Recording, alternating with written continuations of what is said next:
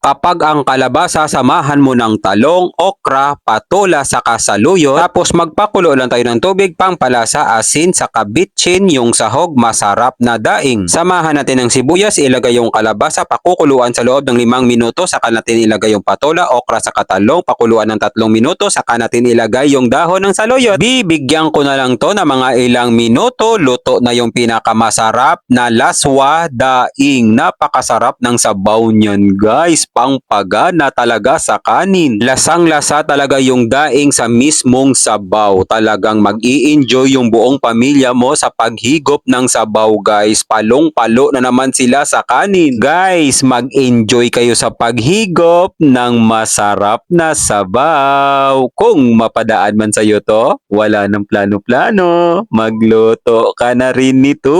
Huwag niyong kalimutan i-share ang video na ito para maraming makapanood. Salamat!